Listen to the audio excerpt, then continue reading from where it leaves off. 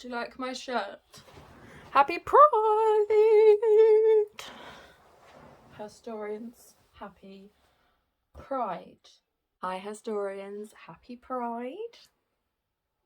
It's been a hot minute, hasn't it?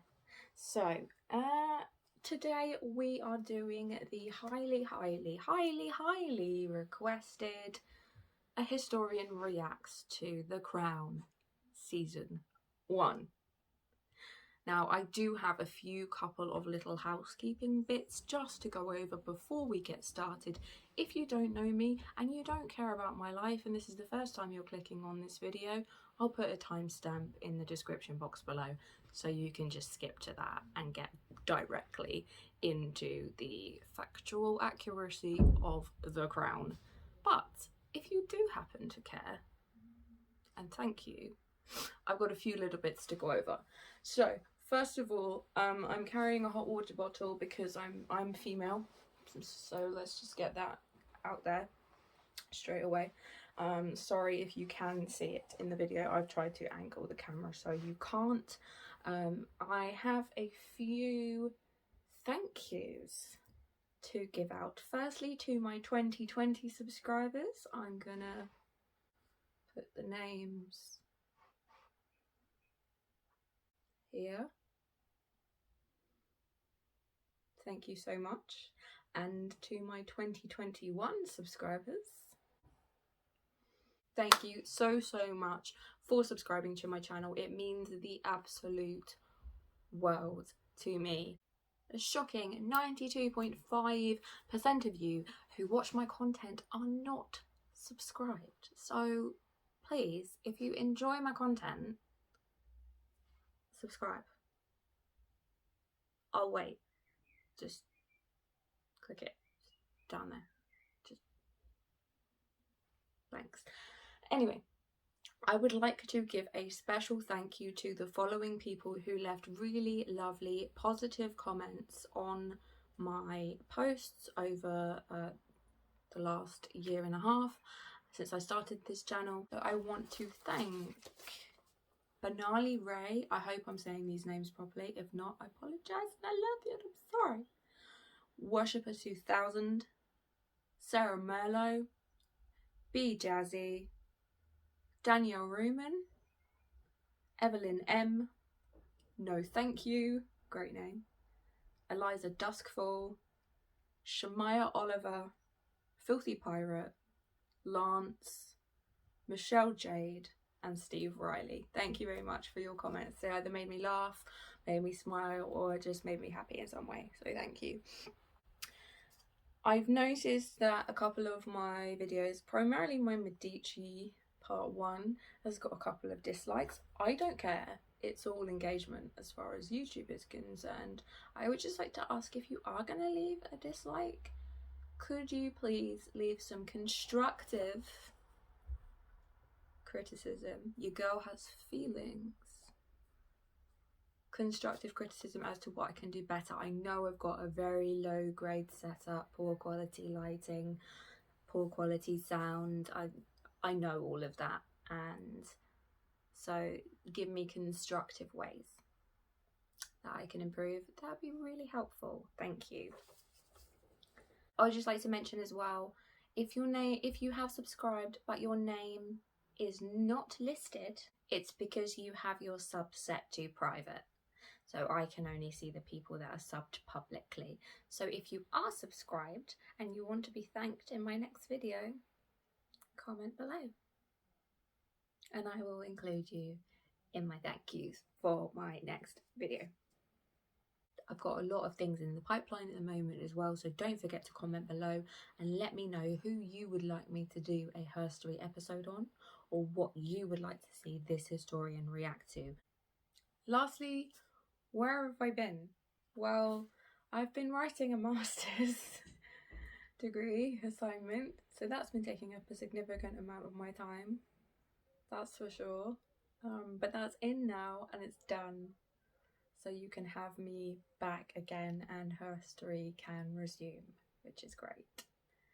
Very happy about that, but I've been on an extended hiatus, shall we say. for the first half of this year. I've been a very busy lady. I've been working and doing a master's. Is absolutely no joke.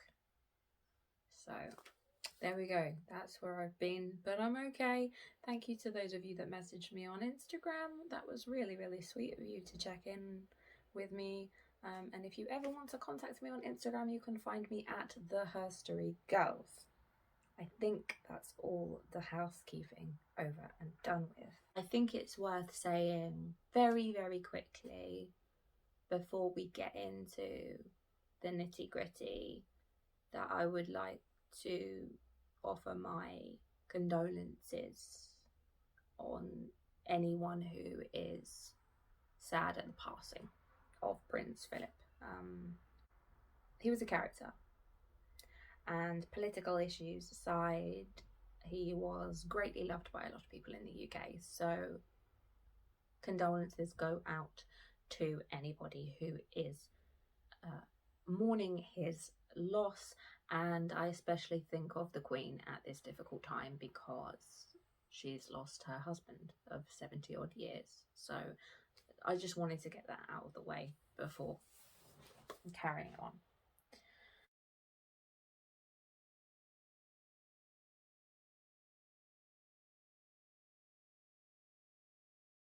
Without further ado, let's get on with season 1 of The Crown. So the way I do these videos, I found that works best is I go through the season episode by episode. I talk about what happened in that episode and we break down whether those things really happened. When I asked people what they wanted to know about The Crown, the resounding answer was we want as much detail as possible. So you're going to get it. If you're looking for a very, very quick 10 things that The Crown got wrong, you're not going to find it here. You're going to get a really deep dive here. So let's start with episode 1, Wolferton Splash. Buckingham Palace, 1947. Prince Philip of Greece and Denmark renounces all of his Greek and foreign titles and becomes Lieutenant Philip Mountbatten of the Royal Navy, Duke of Edinburgh, Knight Companion of the Order of the Garter, becoming a nationalised British citizen. He was born in Corfu in June 1921, and his family was exiled from there in a coup before he turned 1. His parents and 4 older sisters went to France until he was 8, and then they moved to England and he went to boarding school in Cheam. They spent a year in Germany.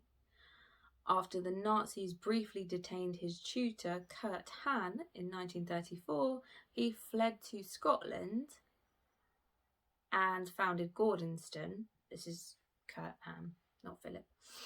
Founded Gordonston, and Philip followed and went to the school along with him.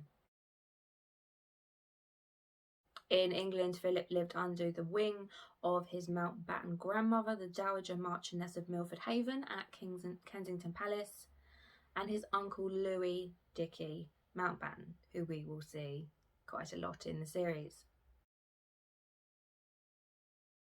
I'm going to call her Liz, by the way. For brevity, I'm going to call her Liz. It's not disrespectful. It's what we call her here in Britain as a term of endearment. So I'm going to call her Liz. So don't be offended by that. Philip and Liz were third cousins, first crossing paths at a family wedding in 1934 and then at the coronation of Elizabeth's father, George VI, in 1937. When the King and Queen took their daughters to the Royal Naval College at Dartmouth in July 1939, Liz got to actually spend time getting to know Philip, who was a cadet there. Elizabeth's governess, Marion Crawford, said that 13-year-old Liz never took her eyes off him. Philip visited Windsor and Balmoral and Buckingham Palace, and during a month-long stay at Balmoral in the summer of 1946, he proposed. She accepted on the spot without even consulting her parents. Luckily, the king liked him and agreed they must announce their engagement a year later on her 21st birthday. Philip was also given the titles of Earl of Merioneth and Baron Greenwich. Everyone is preparing for the wedding, which happens on November the 20th, 1947 at Westminster Abbey. George VI is getting ready. He's swearing in his private quarters with his attendants. Swearing was actually one of the many techniques that Lionel Logue used to cure the king's stutter, which I thought was very interesting. There's no evidence for the bawdy limerick that he uses while he's getting ready, but I thought, would the king really swear like that in front of his staff? And the answer was yes, he did sometimes swear.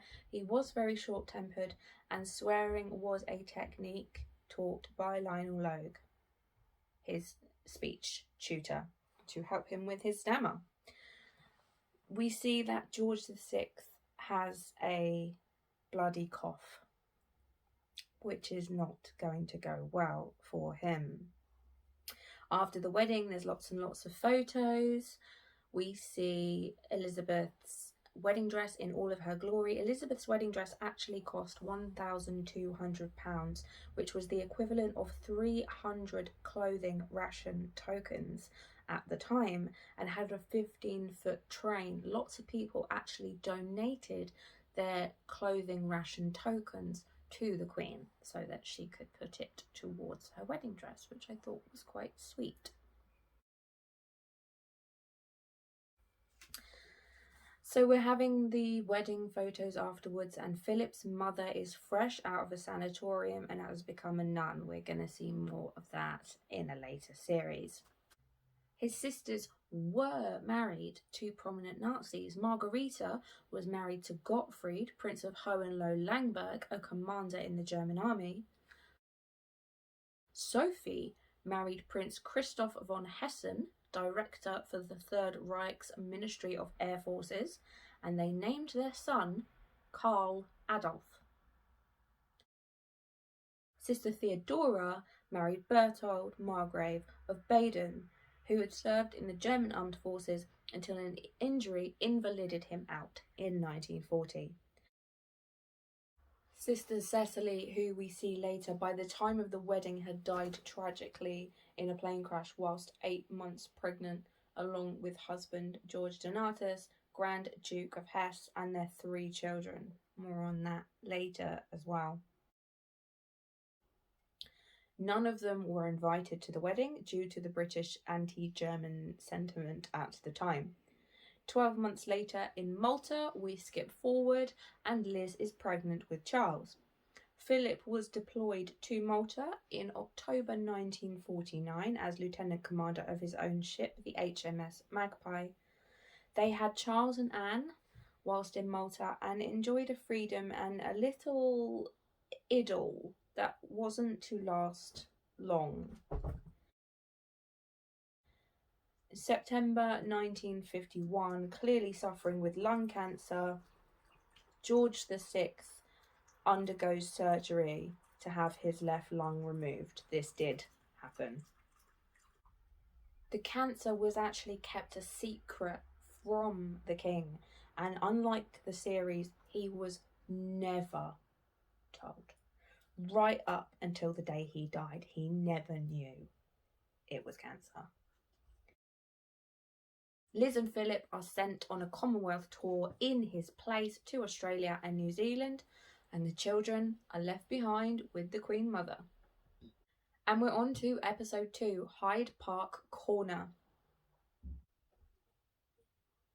The tour starts in Nairobi, Kenya.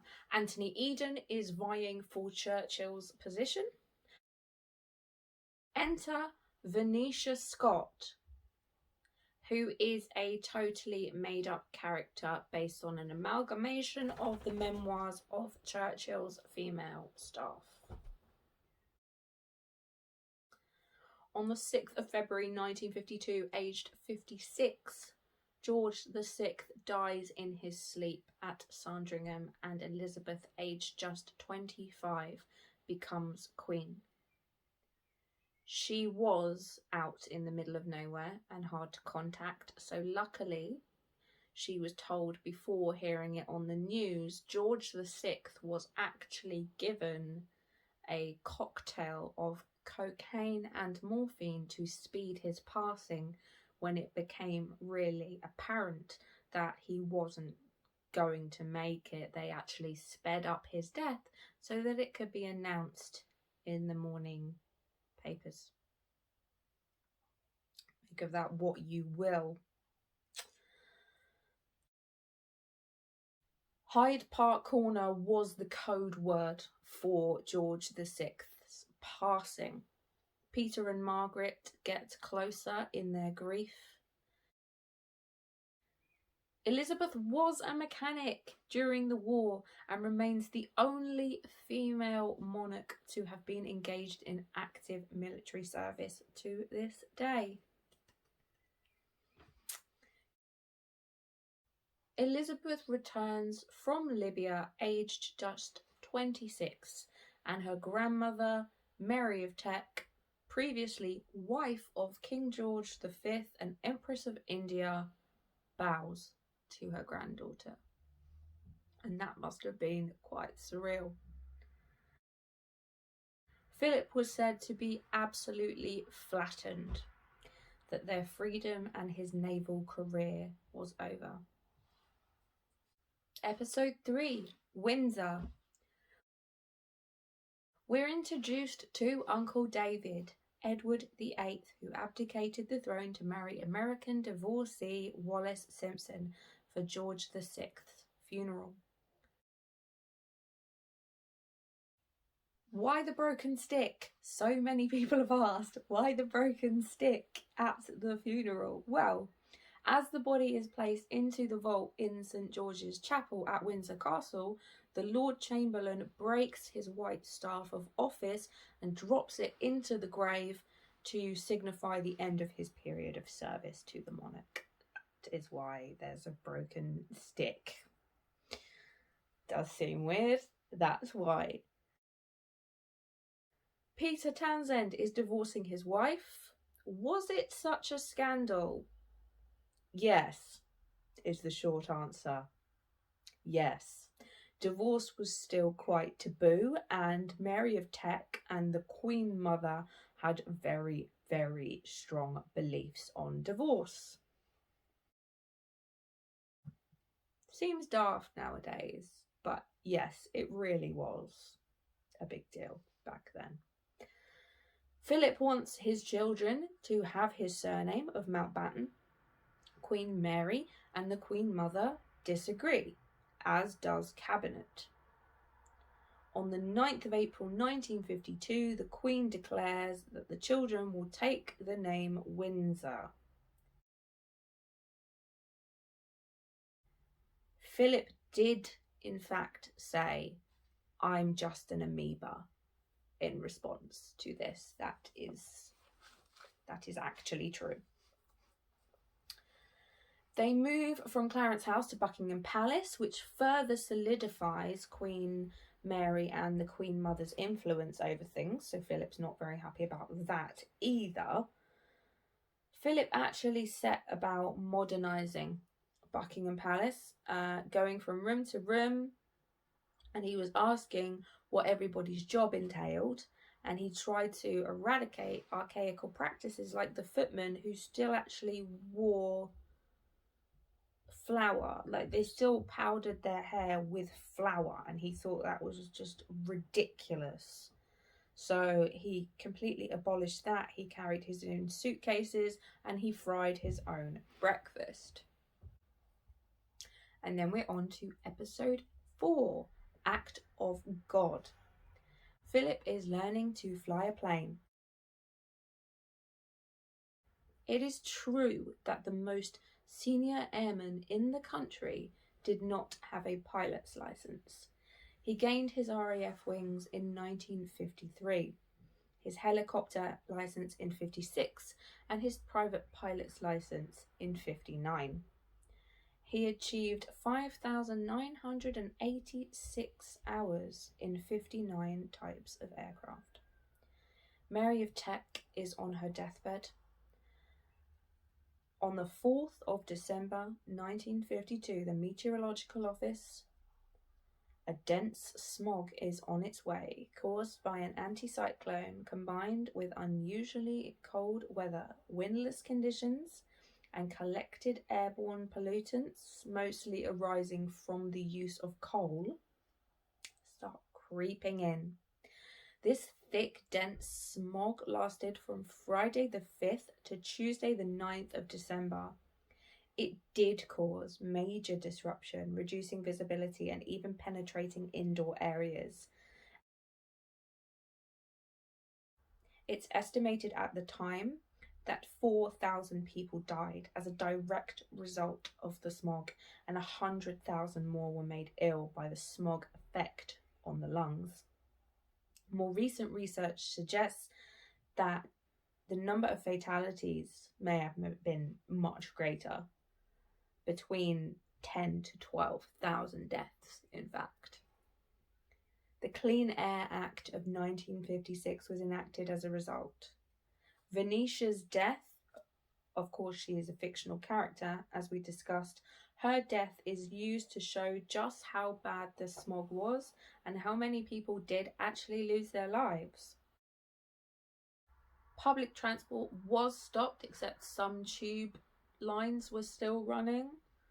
Ambulance services were stopped, so people did actually have to drive themselves to hospital and risk getting themselves there.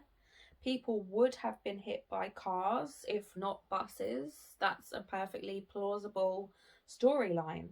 Visibility got down to 1 metre at best during the daytime, and smog masks were worn by people. The chaos in the hospitals is somewhat exaggerated. People were quite used to these smogs, or pea supers as they were called. They thought this was just a particularly bad one. It was also much less of a political crisis than was portrayed in the series. It was only when the mortality rates were produced 3 weeks later that everybody realised that this had actually been a really major disaster. Episode 5, Smoke and Mirrors. We're gearing up for Liz's coronation. Philip was made the chair of Liz's coronation committee. The Duke of Norfolk had overall responsibility, but Philip was determined to make his own mark, and one of his biggest and most controversial decisions was to televise it. The Queen Mother and Churchill were against a religious ceremony becoming a theatrical performance, but Elizabeth stood by her man and wanted to make her subjects feel included. On the 2nd of June 1953, more than 20 million Brits tuned in to watch, as well as 277 million worldwide. TV sales went up dramatically before the coronation. People held viewing parties in churches, hospitals, and village halls.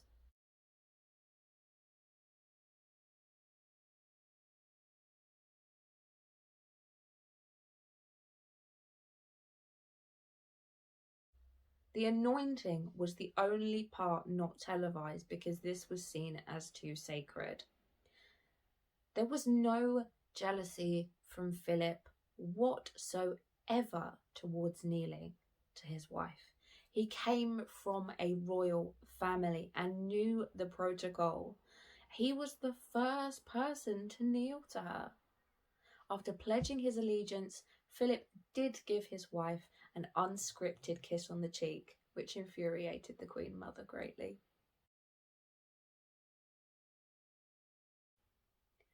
Queen Mary of Teck died 3 months before, on the 24th of March 1953, aged 85 at Marlborough House. She was buried on the 31st of March 53 in St George's Chapel at Windsor Castle next to her husband George V. Neither Edward VIII nor Wallis Simpson attended the coronation, but Edward did attend Mary's funeral. He was at Marlborough House at 10:20 p.m. when Mary died, having visited 3 times already that day. The Duke, as one of her sons, walked behind her coffin and stood at the foot of the coffin during the service. Wallis didn't attend. Mary was evidently still annoyed with her son, as out of a rumoured fortune of around £10 million, she left David 3 boxes and a pair of silver candlesticks in her will. Episode 6, Gelignite. This is primarily focused on Margot, or Margaret, the Queen's sister, and Captain Townsend. By 1953, Peter Townsend had divorced his wife and proposed to Margaret, who at 22 was 16 years his junior. Liz was actually very, very supportive and really did try her best for Margaret, much harder than depicted in the series, and the papers were really behind them as well.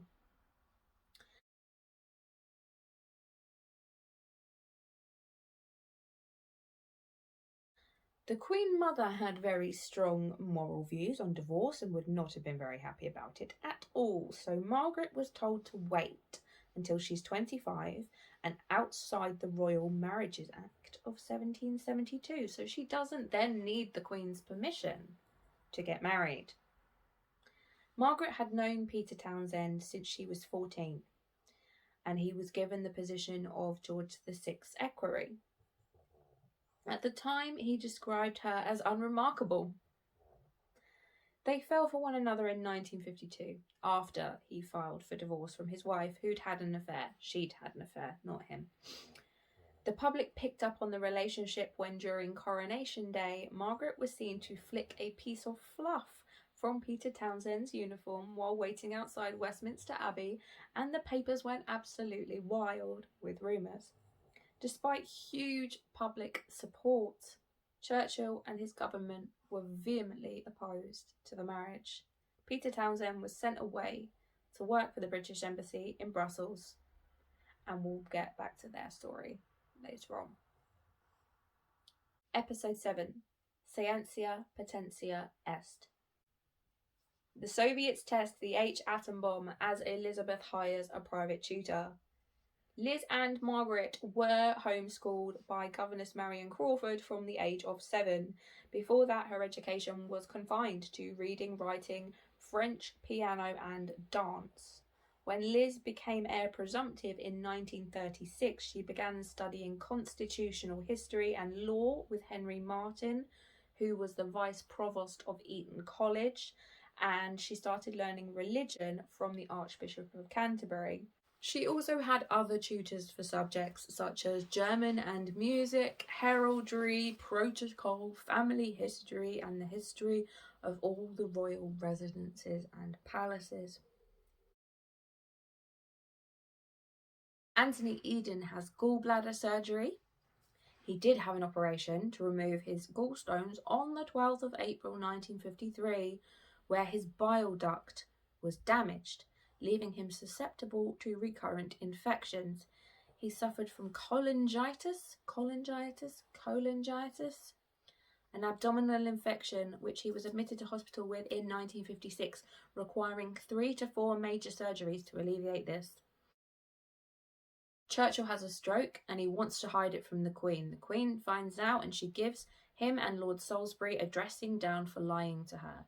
In actual fact, Liz didn't find out about Churchill's stroke until 6 years after he died. Episode 8, Pride and Joy.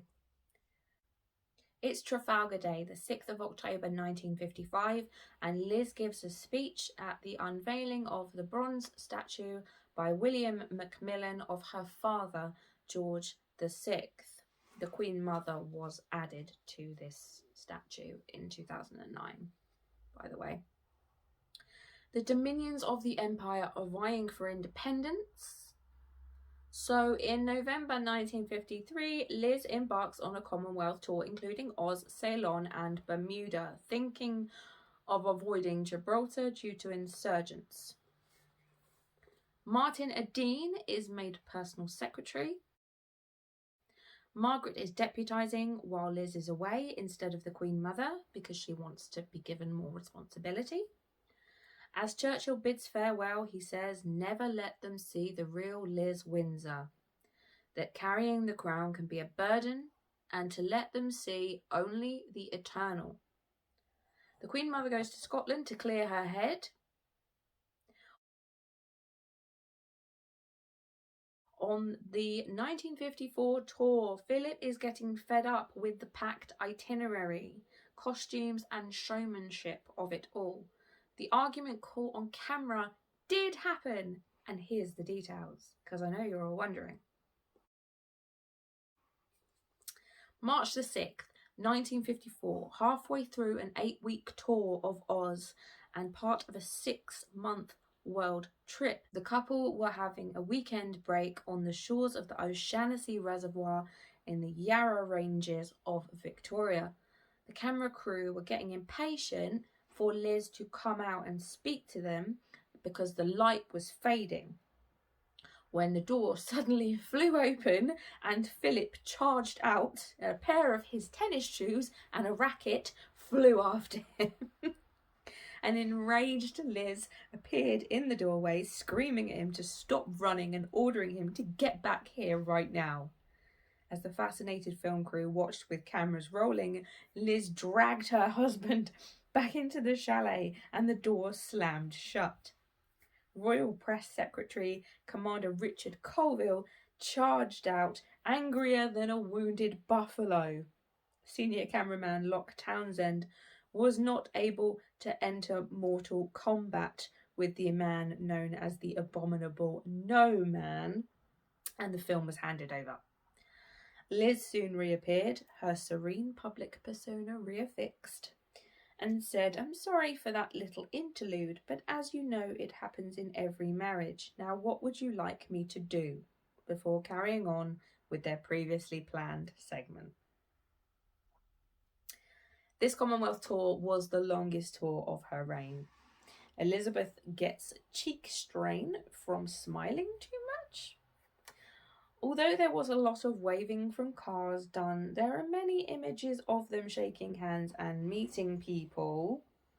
So that was my question, because in the series it just seems to be waving from cars all the time. But they did get out, they did meet people, but it wasn't the closeness and the hand holding and the eye contact that would later happen with Diana.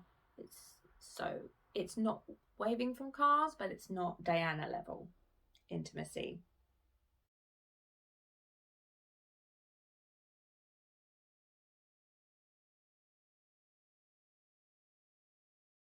Liz insists on going to Gibraltar and manages to win them over.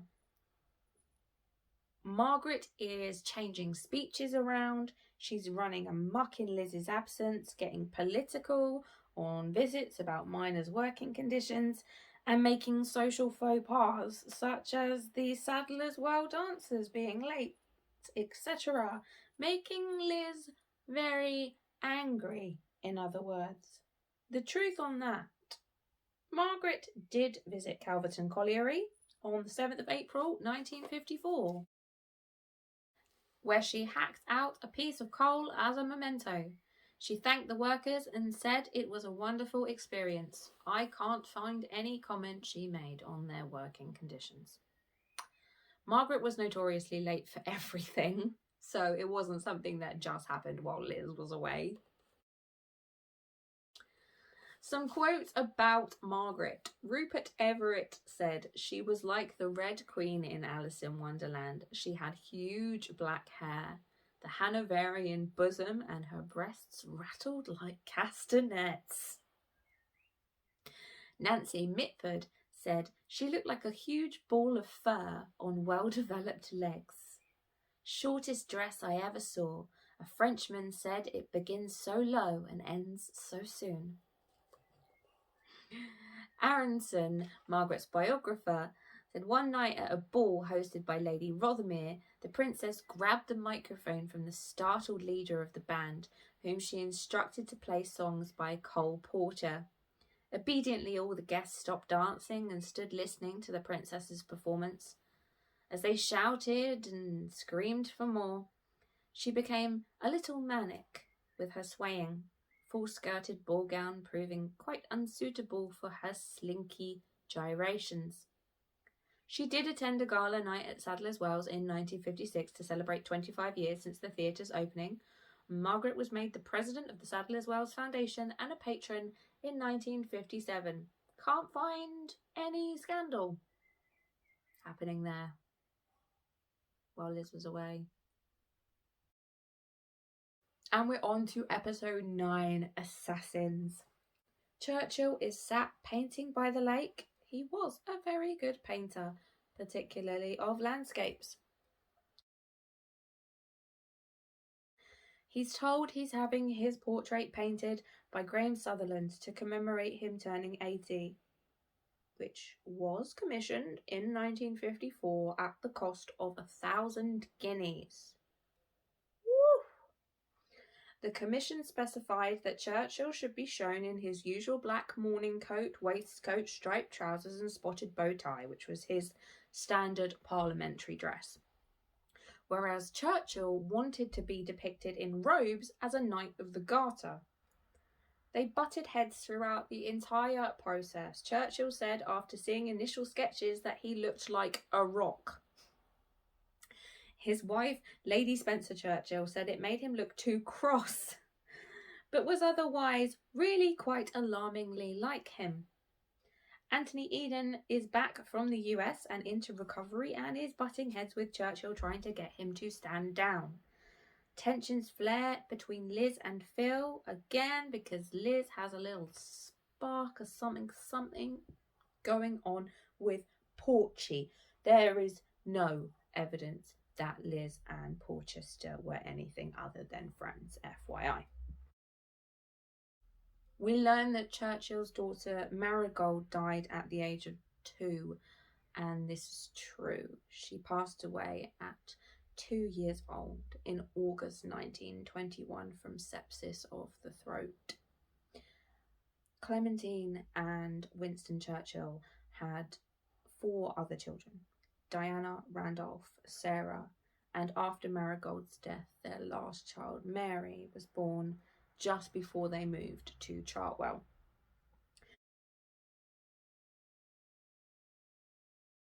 The painting was reluctantly presented to Churchill by the Houses of Parliament at a public ceremony in Westminster Hall on his 80th birthday on the 30th of November 1954, where he backhandedly complimented it as a remarkable example of modern art.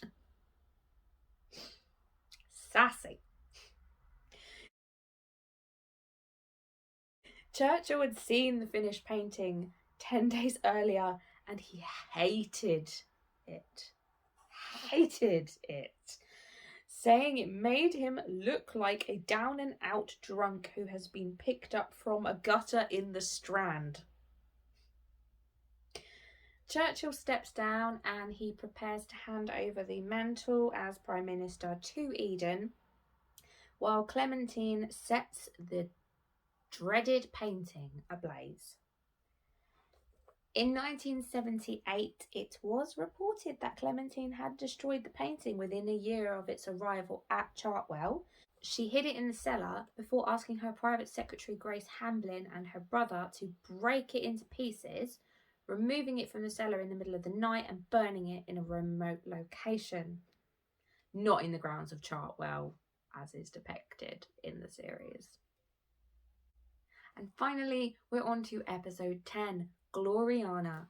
It's December the 10th, 1936, and we flash back.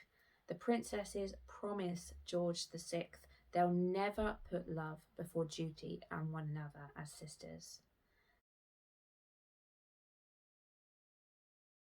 Back to the present, we see Eden having increased health issues, trouble walking, and some kind of addiction to medication that he has to administer. via injection. Private papers uncovered in the Eden family archive in 2006 discovered that he'd been prescribed a powerful combination of amphetamines and barbiturates called Drinamil, which was banned in 1978. It's better known in post-war Britain as Purple Hearts. These Drinamil can impair judgment, cause paranoia, and even make the person taking them lose contact with reality. Eden's medical problems had started in 1953 when a surgeon's hand slipped during a routine gallbladder operation, which severed Eden's bile duct, leading to years of cholangitis, which we spoke about before, which is an abdominal infection, and this became agonizing for him, and it lasted for years. It may have been these Purple Hearts that caused Eden's absolute obsession with the perceived threat from Nasser and his subsequent bad decisions over Egypt and the Aswan Dam. Parliament is vehemently against Margaret's marriage to Peter, even after 2 years of waiting to turn 25. Elizabeth consults Edward for his opinion. Very unlikely, I would say. Couldn't find any proof of that, and very unlikely, I would think. As I said before, she was quite supportive and fought quite hard for Margaret, so I don't think she would be seeking her uncle's advice on that at all. The church and their view of divorce seems to be the main sticking point, and this is why the Queen Mother has a very strong anti-divorce belief system. Peter finally makes a speech calling off the relationship as Margaret chooses duty over love.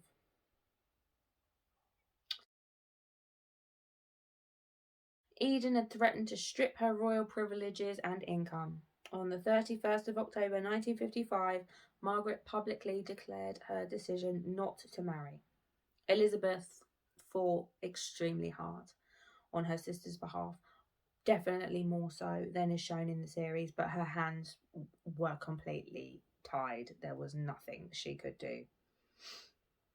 Philip is sent to Australia on tour to open the Olympics, and he goes alone, and there's some tension with Liz before leaving. After the Commonwealth tour in October 1956, Philip took the HMS Britannia on a world tour without Liz and the kids for over 4 months. His long absence gave rise to rumours of discontent in the marriage, and the press speculated on his involvement with other women. And if you want to learn about that, you'll have to join me for part 2 on season 2. And I promise that will be coming very, very soon, because I'm back. She's back. She's back. She's done her masters and she's back. Anyway, thank you for listening to that and joining me for A Historian Reacts to season 1 of The Crown. So overall, what did I think? Overall, actually, pretty bang on. There were a few things that were changed for dramatic effect, such as Margaret and Townsend. Margaret did want to marry Townsend, yes, and Elizabeth fought very, very hard on her sister's behalf, but actually, when faced with the proposition of you can marry this man, but you have to give up everything, Margaret went, and no, I'm good. So, make of that what you will. Margaret wasn't deliberately messing things up while Elizabeth was on tour. Margaret was just Margaret, and we love her for it. And yes, I think the most misleading thing was probably the death of George VI, because he knew he was ill, yes, but he did not know it was cancer, and he did not know it was terminal, and he never knew until the moment he died. They also should have shown that his death had been sped up by an injection of a cocktail of cocaine and morphine, so that the news would make the morning papers. Because that's interesting. He was comatose. He wasn't like alive and they did it, but they knew he was not waking up from his coma. But I thought that was quite an interesting tidbit that was left out.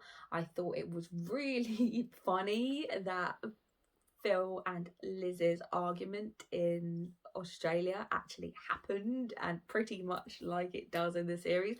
Obviously, we don't know what happened inside the villa, but outside of the villa. I think it's hilarious that she threw tennis shoes and a racket at him. Thank goodness it didn't hit him, but I just think it makes them so relatable. And otherwise, the series was pretty accurate. So definitely come back for part 2, part 3 and part 4. And soon part 5 when they release season 5 as well. Because we're going to get right into the history of Prince Philip's family, his extramarital affairs. We're going to get into Tony Snowdon, Margaret's husband. We're going to get into Charles and Diana and Anne and everything. And it's going to be interesting, so make sure you join me on the next episode of A Historian Reacts. And once again, please let me know what you would like to see this historian react to. If you haven't already, please subscribe. Go on, do it. It takes seconds. And it makes my little heart really, really happy. Thank you once again to all the people that have subscribed. And thank you once again to all the lovely commenters. It really, really means the world to get your support and to know that my content is making some people out there smile. Once again, happy Pride. And I will see you all again very soon. Mwah. Goodbye.